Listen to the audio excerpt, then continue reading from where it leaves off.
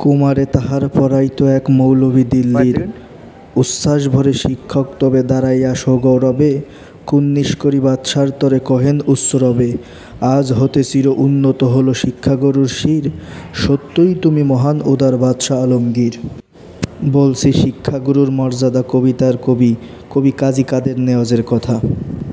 কবি 1909 সালে মুর্শিদাবাদ জেলার তালিবপুর গ্রামে জন্মগ্রহণ করেন।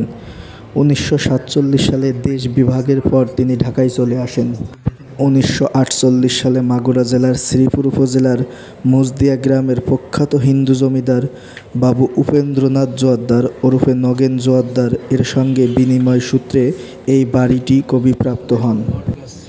কবি নবাবপুর সরকারি উচ্চ বিদ্যালয়, ময়মনসিংহ জেলা স্কুল ও দিনাজপুর জেলা স্কুলের প্রধান শিক্ষকের দায়িত্ব পালন শেষে 1966 সালে শিক্ষকতা পদ থেকে অবসর গ্রহণ করেন।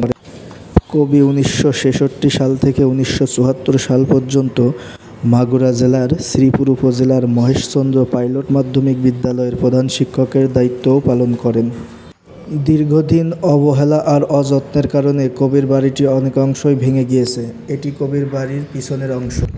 কবি 1983 সালে 3 জানুয়ারি শেষ নিঃশ্বাস ত্যাগ করেন। কবির বাড়ির অদূরেই কবির কবরস্থান অবস্থিত।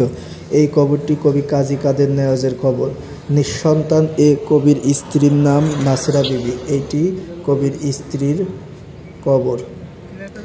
এখানে কবির পরিবারের নাম জানা অজানা অনেকের কবর রয়েছে, কিন্তু দুঃখের বিষয় হলো কবির বাড়ির মতো কবির পরিবারের সদস্য এবং কবির নিজের কবরও অরক্ষিত অবস্থায় রয়েছে। আমি সংশ্লিষ্ট সকলকে অনুরোধ জানাবো কবির এই বাড়ি এবং কবরগুলো যেন যথাযথভাবে সংরক্ষণ করা। ভিডিওটি শেয়ার করুন।